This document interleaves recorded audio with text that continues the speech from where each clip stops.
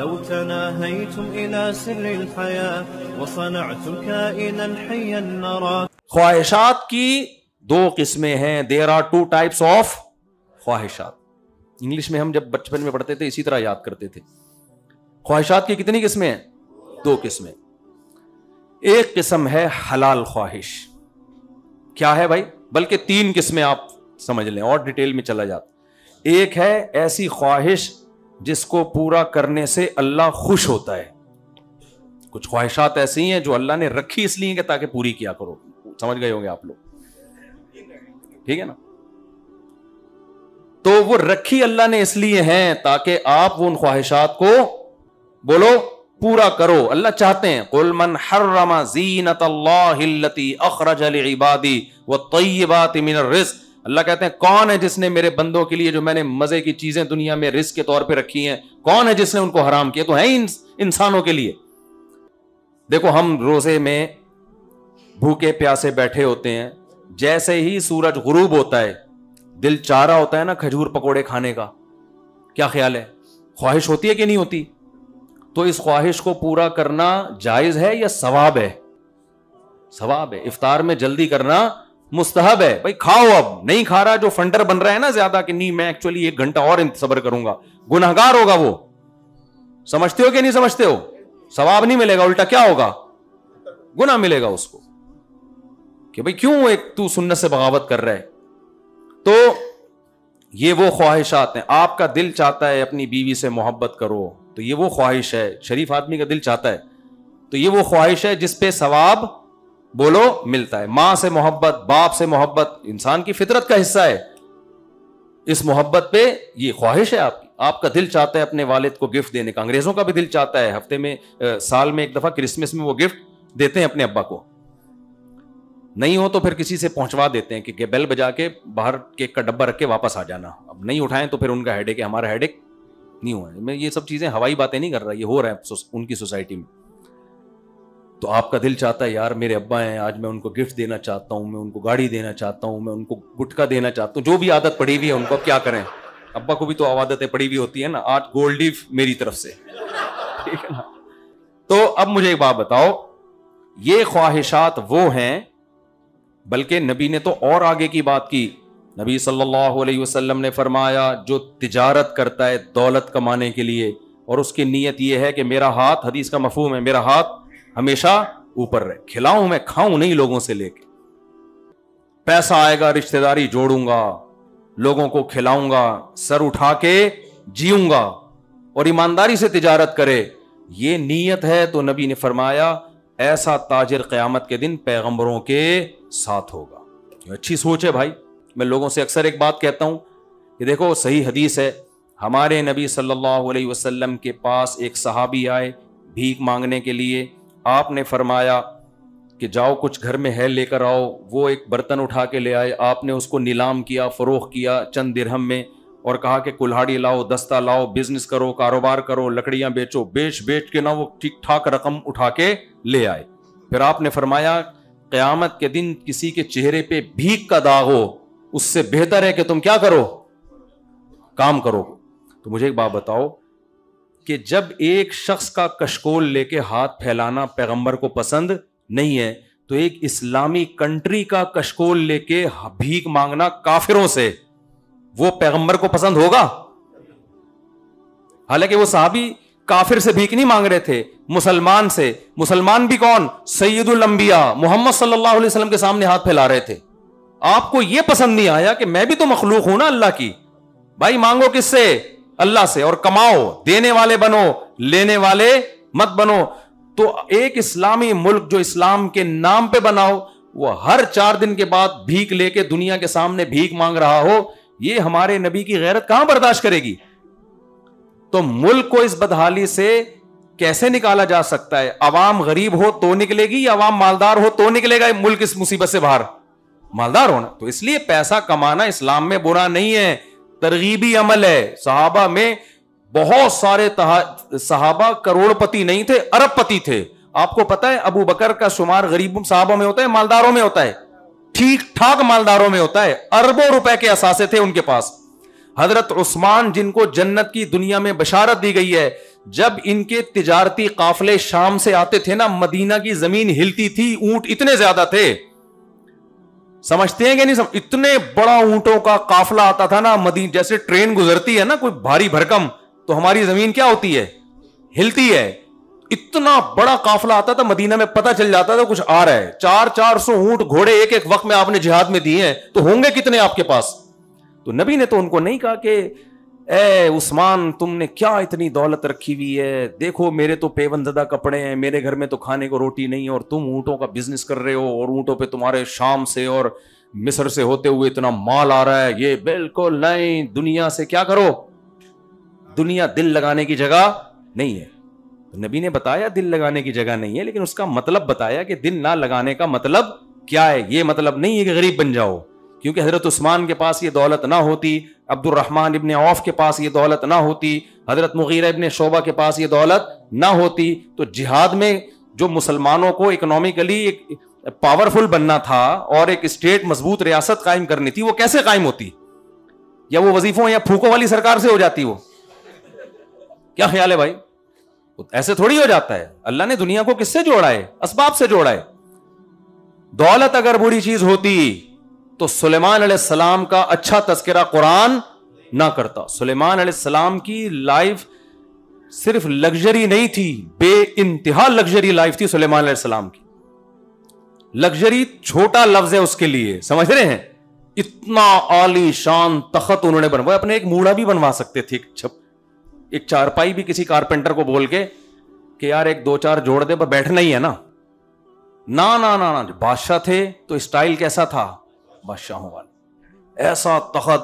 جب ملکہ سبا جو بہت بڑی ملکہ تھی, ایک بہت پاورفل اسٹیٹ کی, جو اکنامکلی قوم سبا بہت مضبوط تھی, جب ملکہ سبا سلیمان علیہ السلام کے محل میں آئی ہے نا, تو اس محل کا فرش جو سلیمان علیہ السلام نے بنایا تھا, وہ فرش ایسے کانچ کا تھا کہ وہ دیکھ کے لگ رہا تھا پانی کی لہریں ہیں. یہ سمجھنے کی نہیں سمجھ رہے؟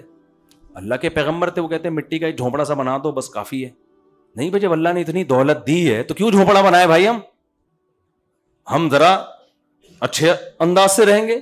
تو کیا بنایا سلیمان علیہ السلام نے, جو محل بنایا نا, اس میں جو نیچے ماربل پہ جو کام ہوا تھا, ایسا فرش بنایا تھا کہ ملکہ سبا یہ سمجھی کہ شاید یہ پانی ہے, یہ لہریں ہیں, اور اس نے اپنے پائنچے اٹھا لیے کہ پانی میں پائنچے بھیگ نہ جائیں. اب تو خواتین کو اٹھانے کی ضرورت نہیں, پہلے ہی اٹھے ہوئے ہوتے ہیں. شلواریں آدھی آدھی بن رہی ہیں, حالانکہ وہ کافر تھی لیکن اس کے باوجود اس کے پائنچے نیچے تک تھے, تو اس نے اٹھا لیے. سلیمان علیہ السلام نے فرمایا انہ صرح ممرد من قواریر, یہ پانی نہیں ہے, ہمارے انجینئرز نے یہاں پر ایسی ٹیکنالوجی استعمال کی ہے اس فرش کو بنانے میں, کانچ کا, شیشے کا ایسا استعمال کیا ہے جس سے یہ دیکھنے میں پانی لگتا ہے, حقیقت میں پانی نہیں ہے. یہ تو یہاں کا کوئی صوفی ہوتا تو یہ دیکھو یہ کیا ہے, یہ کون سے پیغمبر ہو گیا, ان کو موت بھول گئی ہے, یہ کیسے پیغمبر ہے. تو بھائی, اور ہمارے نبی نے غربت میں وقت گزارا, کپڑوں پہ کیا لگے ہوئے ہیں, پیون, ایک دن فاقہ ایک دن ناغا, دونوں اللہ کے پیغمبر ہیں. سمجھ رہے ہیں کہ نہیں سمجھ رہے؟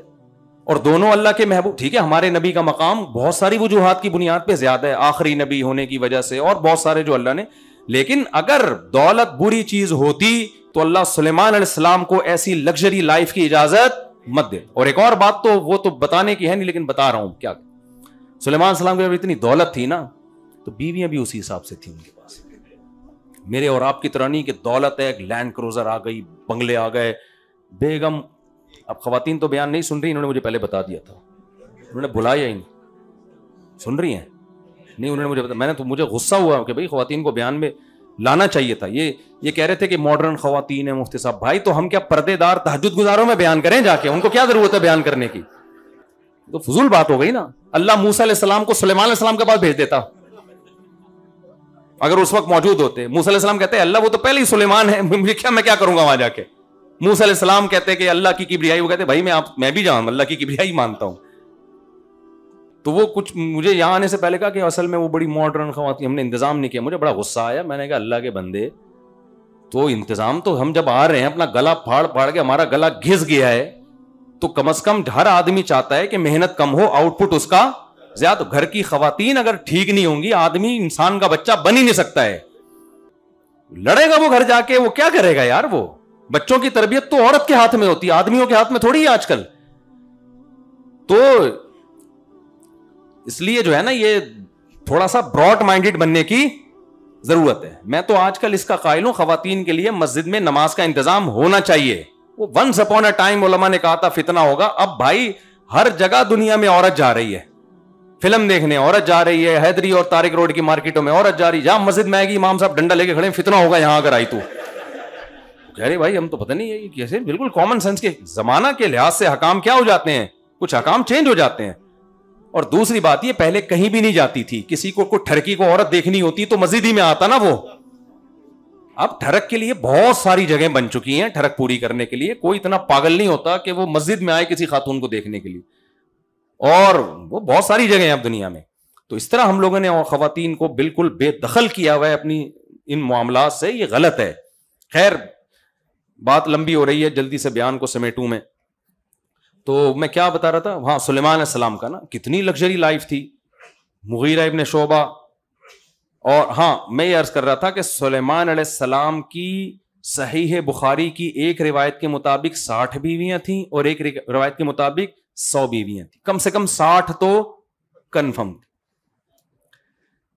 یہ بھی ایک سوالیہ نشان ہے بھائی. اگر یہ بیویاں زیادہ رکھنا خواہش شہوت پرستی ہوتی, برا کام ہوتا, تو پیغمبر اتنی بیویاں نہ رکھتے. اور موسیٰ علیہ السلام کے پاس بھی دولت نہیں تھی, بیویاں 4 تھیں آپ کی بھی, اس کے بعد بھی آپ نے نکاح کی. ابراہیم علیہ السلام کی 2 شادیوں کا ذکر تو قرآن میں ملتا ہے, باقی کتنی کی ہمیں نہیں پتا. یعقوب علیہ السلام کی 2 بیویوں کا ذکر تو قرآن میں ہے نا. میں ڈیفنس والوں تمہاری غیرت کو اس لیے جگا رہا ہوں کہ تمہیں اللہ نے پیسہ دیا, اگر تم حلال کی طرف نہیں جاؤ گے تو حرام کی طرف قدم بڑھیں گے. اور تمہیں اللہ نے اتنا پیسہ دیا ہے تو غریب عورتوں کو فائدہ دو نا, اس پیسے سے فائدہ پہنچاؤ. آپ کہتے ہو میں افورڈ نہیں کر سکتا 4 بیویاں, اتنا پیسہ نہیں. بھائی غریب لڑکیاں تمہاری آمدن میں نا جو اللہ تمہیں دے رہا ہے, اس میں غریب ایسی 3 آرام سے پل سکتی ہیں, 4 آرام سے پل سکتی ہیں. اس میں عورت کا بھی فائدہ ہے, آپ کا بھی فائدہ ہے, آپ بھی برائی سے بچو گے, وہ بھی برائی سے بچے گی. تو یہ تو پیغمبروں کا طریقہ ہے. تو سلیمان ہمارے, اب آپ 60 نہیں رکھ سکتے کہیں, ہمارے شریعت میں 4 سے زیادہ, اور اسلام نے یہ بھی ایک لا بنایا. اسلام سے پہلے 4 سے زیادہ الاؤ تھیں, اسلام نے آ کے اس کو محدود کیا ہے کہ بس بہت ہو گئی, 60-70 رکھنے کی نہیں, 4 سے زیادہ آپ نہیں رکھ سکتے. ورنہ اسلام سے پہلے تو 4 سے بھی زیادہ رکھتے تھے لوگ. تو اب مجھے وہاں بتاؤ, سلیمان السلام کے پاس اتنی دولت, فرعون کے پاس بھی بہت دولت تھی, لیکن فرق کیا ہے بھائی؟ کچھ خواہشات ایسی ہیں جو اللہ کو محبوب ہیں کہ وہ خواہشات تم پوری بولو کیا کرو.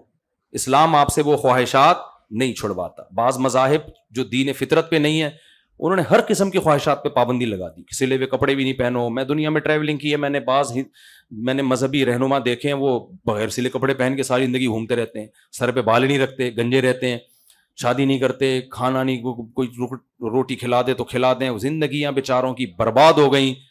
تو اسلام اس طرز حیات کو پسند نہیں کرتا. دوسری خواہشات وہ ہوتی ہیں جو نہ ثواب ہیں نہ گناہ.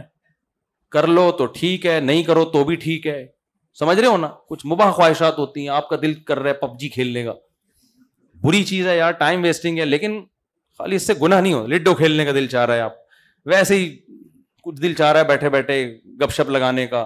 خواہشات ہیں انسان کی. کچھ خواہشات ایسی ہیں جو غلط خواہشات ہیں, بس صرف کھیل سارا ان کا ہے. اللہ کہتا ہے یہ چھوڑ دو. ہوا و حرص والا دل بدل دے, میرا غفلت میں ڈوبا دل بدل دے.